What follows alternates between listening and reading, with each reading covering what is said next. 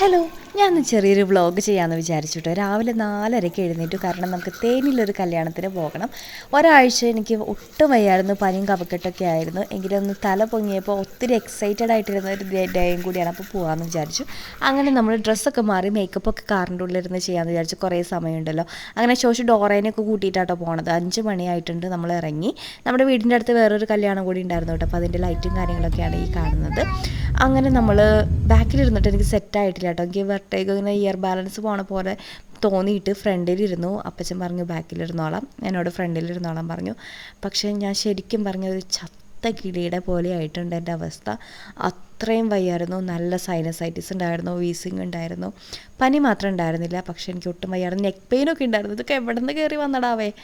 അങ്ങനെ നല്ല ഉറക്കമാണ്. നമ്മൾ ഇടുക്കിയിലെത്തിയിട്ടുണ്ട് കേട്ടോ. ഇടുക്കിയിലെത്തിക്കഴിഞ്ഞു. നമ്മൾ ആക്ച്വലി പൂപ്പാറ വഴിയാട്ടോ പോയത്. കട്ടപ്പന വഴിയും പോവാം, പൂപ്പാറ വഴിയും പോവാം. അങ്ങനെ പൂപ്പാറ വഴി ആദ്യമായിട്ടാട്ടോ എൻ്റെ ഹസ്ബൻഡ് അപ്പച്ചനൊക്കെ പോകണേ. പക്ഷേ അടിപൊളിയാണേ, നല്ലൊരു വ്യൂവും കാര്യങ്ങളൊക്കെ ഉണ്ട്. അപ്പോൾ നമ്മൾ പൂപ്പാറ എത്തിക്കഴിഞ്ഞപ്പോൾ ഇവിടെ തേയിലത്തോട്ടം. നമ്മൾ ഭയങ്കര അൺഎക്സ്പെക്റ്റഡ് ആയിട്ട് ഈ ഇങ്ങനത്തെ സ്ഥലങ്ങളൊന്നും കാണില്ല എന്ന് വിചാരിച്ചിട്ട് കണ്ടതാട്ടോ. അപ്പോൾ ഭയങ്കര സന്തോഷമായി. പിന്നെ അതുപോലെ തന്നെ ബോഡിമേഡ് എന്ന് പറഞ്ഞിട്ടൊരു സ്ഥലമൊക്കെ ഉണ്ട്. ആ സ്ഥലമൊക്കെ നമ്മൾ ക്രോസ് ചെയ്തിട്ടാണ് പോകുന്നത്. പിന്നെ ഇവിടെ എത്തിക്കഴിയുമ്പോൾ ഉണ്ടല്ലോ ശരിക്കും ഒരു തമിഴ്നാട്ടിലെത്തിയ ഫീലാണ്. ഇത് ആക്ച്വലി കേരളത്തിലാണെങ്കിൽ കണ്ട ഫ്ലെക്സും കാര്യങ്ങളൊക്കെ ആക്ച്വലി തമിഴ്നാട് പോലെ തന്നെയാണ് നമുക്ക് തോന്നുന്നത് കേട്ടോ. അങ്ങനെ തേയിലത്തോട്ടങ്ങളൊക്കെ നല്ല അടിപൊളി സൂപ്പറല്ലേ. തേയിലത്തോട്ടങ്ങൾ കാണുമ്പോൾ തന്നെ നമുക്ക് സന്തോഷമാണ്. പിന്നെ നമ്മുടെ കുറച്ച് കൂട്ടുകാരന്മാരെ നമ്മുടെ വഴിയരികിൽ കണ്ടു. ശോശുവിന് ഭയങ്കര ഇഷ്ടമായിട്ട് പറ്റങ്ങളെ കാണാൻ. എനിക്കും ഭയങ്കര ഇഷ്ടമാണ്, എല്ലാവർക്കും ഇഷ്ടമായിട്ട്. എനിക്ക് ഏറ്റവും ഇഷ്ടം പറ്റങ്ങളെ കുഞ്ഞുങ്ങളെ കാണാനാട്ടോ. ഭയങ്കര രസമല്ലേ കാണാൻ. പക്ഷെ നമ്മുടെ കയ്യിലൊന്നും കൊടുക്കാണ്ടായിരുന്നില്ല, അതുകൊണ്ട് പാവങ്ങൾക്കൊന്നും കൊടുക്കാൻ പറ്റിയില്ല. 2 ഇപ്പോൾ വരും കേട്ടോ ചൊറിഞ്ഞുകൊണ്ട്. ഇതൊക്കെ നല്ല രസമല്ലേ. അപ്പോൾ അതൊക്കെ കഴിഞ്ഞിട്ട് നമ്മൾ എനിക്കൊരു ഇളനീര്. അതിനിടയ്ക്ക് ഞാൻ മേക്കപ്പൊക്കെ ചെയ്തു കേട്ടോ. അപ്പം ഞാൻ വിചാരിച്ചു ഞാൻ ഈ മേക്കപ്പും ശോശുവിനെ റെഡിയാക്കലും ഒന്നും കാറിലിരുന്ന് ചെയ്യില്ല എന്ന്. അത്രയ്ക്ക് എക്സോസ്റ്റഡ് ആവുണ്ട് നമ്മൾ. വയ്യാതിരിക്കുന്ന സ്ഥിതിക്ക് നമ്മൾ കാറിൻ്റെ അകത്ത് നിന്ന് എന്ത് ചെയ്താലും. അത് നമ്മൾ കല്യാണ വീട്ടിൽ പോവാണ്. കുറച്ച് ലേറ്റായി, ഏകദേശം ഒരു 11:15 ആട്ടോ നമ്മൾ കല്യാണ വീട്ടിലെത്തിയത്. ഈ ഒരു സ്ഥലം എന്ന് പറയുന്നത് തേനി അത്യാവശ്യത്തിന് നല്ല ഡ്രൈ ആണ്. പക്ഷെ അവിടെ എല്ലാ കൃഷികളും ഉണ്ട്, വെള്ളത്തിന് ഒരു കുറവില്ല. ഹ്യൂമിഡിറ്റി ആണെങ്കിലോ കേരളത്തിൻ്റെ അത്രയും ഹ്യൂമിഡിറ്റി ഇല്ല, എപ്പോഴും കാറ്റാണ്. അതുകൊണ്ട് തന്നെ ഇതുപോലെ വിൻമിൽസ് ഉണ്ട് അവിടെ, കുറേ വിൻമിൽസ് ഉണ്ട്. നല്ലൊരു സ്ഥലം. അതുപോലെ റോഡും കാര്യങ്ങളൊക്കെ നിങ്ങൾ കണ്ടോ, അടിപൊളിയാണ് കേട്ടോ. പണ്ട് അപ്പച്ചൻ പറയണത് കേട്ടിട്ടുണ്ട്, തമിഴ്നാട്ടിൽ പോയി കഴിഞ്ഞാൽ എല്ലാവരും മിക്കവരും പ്രാഥമിക കാര്യങ്ങളൊക്കെ ഈ വഴിയുടെ സൈഡിലൊക്കെ ഇരുന്നാണ് ചെയ്യുന്നതെന്ന്. പക്ഷെ ഇപ്പോൾ അതിനൊക്കെ കുറച്ച് മാറ്റങ്ങളായിട്ടുണ്ട് കേട്ടോ. പിന്നെ അവിടുത്തെ കൃഷിയും വ്യൂ കാണാമെങ്കിൽ അടിപൊളിയാണ്. തെങ്ങിൻ തോപ്പുകളൊക്കെ കാണണമെങ്കിൽ നല്ല രസമാണ്. അപ്പോൾ അപ്പച്ചൻ ഒരു ചേട്ടൻ ഇങ്ങനെ പനങ്കള്ള് കൊടുക്കുന്നുണ്ടായിരുന്നു. അപ്പോൾ ടേസ്റ്റ് ചെയ്ത് നല്ല പുളിയാണെന്ന് പറഞ്ഞ്. അപ്പോൾ അപ്പച്ചൻ ഒരു കുപ്പി വാങ്ങി. നമ്മൾ ഇത് വിനാഗിരി ആയിട്ട് യൂസ് ചെയ്യാൻ പറ്റും. ഇത് കൺവേർട്ടായിട്ട് 2-3 ദിവസം ഇരുന്ന് കഴിഞ്ഞാൽ ഇത് വിനാഗിരി തന്നെ. അങ്ങനെ തെങ്ങിൻ തോപ്പ് ഭയങ്കര അട്രാക്ഷനാണ് കേട്ടോ. അതുപോലെ ഇവിടെ ഇല്ലാത്തതായിട്ട് ഒന്നുമില്ല. മിക്കതും ഇവർ കൃഷി ചെയ്യുന്നുണ്ട്. നെൽപ്പാടങ്ങളൊക്കെ കാണണം, ചുറ്റും മലകളാണ്. അതിനിടയ്ക്ക് ഇടവിളകൾ ചെയ്യുന്നുണ്ട്. പയറ്, ചോളം, കരിമ്പ്, തെങ്ങ് കൃഷി, പന എല്ലാം ഉണ്ട് കേട്ടോ. പുളി, വാളംപുളി ഞങ്ങൾ കണ്ടു. പിന്നെ മുന്തിരി, തേനി കമ്പം എന്ന് പറഞ്ഞിട്ടൊരു സ്ഥലമുണ്ട്, കമ്പം. അവിടെ മുന്തിരി കൃഷികളുണ്ട് കേട്ടോ. പക്ഷെ അതൊന്നും ഞങ്ങൾക്ക് കാണാൻ പറ്റിയില്ല. അങ്ങനെ നമ്മൾ കല്യാണ വീട് എത്തിയപ്പോൾ ഫ്ലെക്സ് കണ്ടോ, ഭയങ്കര ഡിഫറെൻ്റ് ആയിട്ട് ഇവരുടെ ഫ്ലെക്സും കൾച്ചറും കാര്യങ്ങളൊക്കെ. കാരണം ഒരു ഫാമിലിയിലെ എല്ലാ മെമ്പേഴ്സും ഉണ്ടാവും ആ ഒരു ഫ്ലെക്സിൽ. ഭയങ്കര ഹോസ്പിറ്റാലിറ്റി ആട്ടോ. എല്ലാ മെമ്പേഴ്സിനും എല്ലാ ഗസ്റ്റുകളെ ഇവർ അടിപൊളിയായിട്ടാട്ടോ സ്വീകരിക്കുക. 2 ഡോക്ടേഴ്സാണ് കേട്ടോ, വധൂവരന്മാർ ഡോക്ടേഴ്സാണ്. പക്ഷെ അവരുടെ ക്ഷമ അത് നമുക്ക് പറഞ്ഞേ മതിയാവും. കാരണം ഓരോരുത്തരും ആ സ്റ്റേജിലേക്ക് വന്നിട്ട് അവരെ കുറി തൊടിയിക്കുകയാണ്, എന്തോ ഒരു പൊട്ട് തൊടിയിക്കുകയാണ്. പക്ഷെ അവർക്ക് ഇരിക്കാനും പറ്റുന്നില്ല, അവർ നിന്നുകൊണ്ട് തന്നെയാണ് അവരെ സ്വീകരിക്കുന്നത്. പിന്നെ വയലിൻ്റെ സംഭവങ്ങളൊക്കെ ഉണ്ടായിരുന്നു.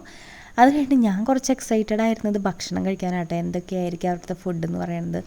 അപ്പം ഇതൊരു ആക്ച്വലി ട്രഡീഷണൽ ആയിട്ടുള്ളൊരു ഓഡിറ്റോറിയം ആയിരുന്നു. മുകളിലായിരുന്നു കേട്ടോ ഭക്ഷണം.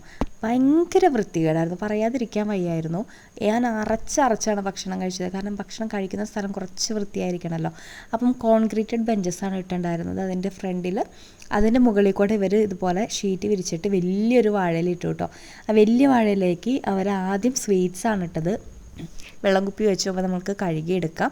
അത് കഴിഞ്ഞിട്ട് കപ്പലണ്ടി മിഠായും പിന്നെ നിങ്ങൾക്ക് അറിയാവുന്നവരുണ്ടെങ്കിൽ പറയണേ, കപ്പലണ്ടി മിഠായി ഉണ്ടായിരുന്നു അതിൽ. പിന്നെ ഒരു സംഭവം റോൾ ചെയ്താണ് തന്നേക്കുന്നത്. ആ റോളിങ് എനിക്ക് തോന്നുന്നത് ഭൂമിശർക്കരവള്ളിയുടെ റൂട്ട് അങ്ങനെ ഒരു സംഭവമുണ്ട്. അത് സ്ലൈസ് ചെയ്തിട്ട് പഞ്ചസാര വെള്ളത്തിൽ മുക്കിയിട്ട് അതിൻ്റെ ഉള്ളിൽ ചെറിയ ആപ്പിൾ പീസ് വെച്ചിട്ടാണ് തന്നേക്കുന്നത്. പിന്നെ ഇതെല്ലാം നോൺ വെജ് അല്ല കേട്ടോ, ഇതെല്ലാം വെജാണ്, പക്ഷെ നോൺ വെജാണെന്ന് നമുക്ക് തോന്നും. ഇതൊക്കെ മട്ടൻ ബിരിയാണിയാണെന്ന് വിചാരിച്ച് ഞങ്ങൾ ഇരുന്നത്. ഇതെല്ലാം പനീർ, ഇടിയൻ ചക്ക, ഇത് പനീർ, സോയ വെച്ചിട്ട് മീൻ പോലത്തെ ഒരു സംഭവം ഉണ്ടായിരുന്നില്ല, അത് ഫിഷാന്നല്ലേ വിചാരിക്കുള്ളൂ. പക്ഷേ ആക്ച്വലി അത് സോയ വെച്ചിട്ടൊരു ഫിഷ് സാധനമായിരുന്നു.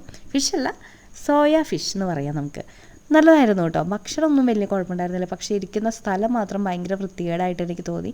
എനിക്കത് മാത്രമുള്ളൂ നെഗറ്റീവ് പറയാൻ, ബാക്കിയൊന്നുമില്ല.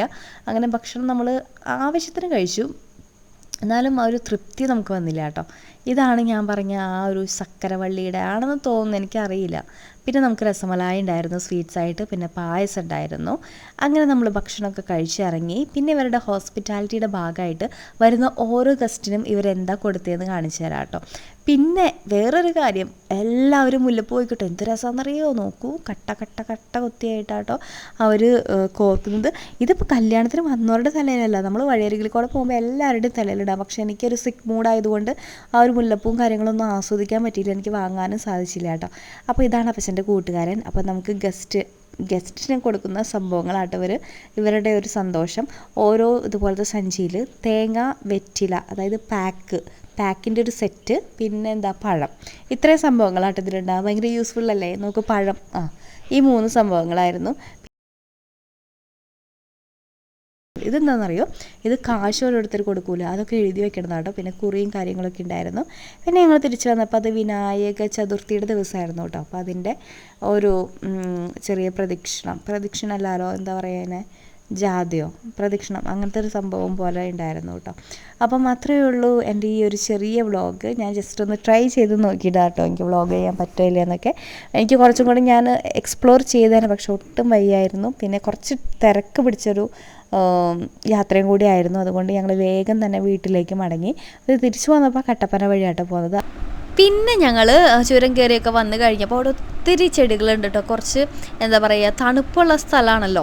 അപ്പം അവിടെ ഡാലിയ പൂക്കളൊക്കെ കണ്ടു കഴിഞ്ഞാൽ അമ്മച്ചി കൊത്തി വിടായിരുന്നു. അങ്ങനെ നമ്മളൊരു കാട് പോലത്തെ ഒരു സ്ഥലത്ത്, അതായത് ഒരു പറമ്പാന്ന് തോന്നുന്നു, അവിടെ ഒരു ഡാലിയ പൂ കണ്ടു കേട്ടോ. അപ്പോൾ അവിടെ വണ്ടി നിർത്തിയിട്ട് അത് പറിച്ചെടുക്കാമെന്ന് വിചാരിച്ചിട്ട് ഹസ്ബൻഡ് അവിടെ പോയി അത് പറിച്ചു കേട്ടോ. അത് ശരിക്കും പറഞ്ഞാൽ തൊട്ടപ്പുറത്തൊരു വീടുണ്ട്, അവരത് ചെടികൾ ക്ലിയർ ചെയ്യണ കൂട്ടത്തിൽ വലിച്ചെറിഞ്ഞൊരു സംഭവം അവിടെ കിടന്ന് കിളിർത്തതായിരുന്നു കേട്ടോ. അപ്പം അത് കിട്ടി കഴിഞ്ഞപ്പോൾ അമ്മച്ചിക്ക് ഭയങ്കര കൊതിയായി.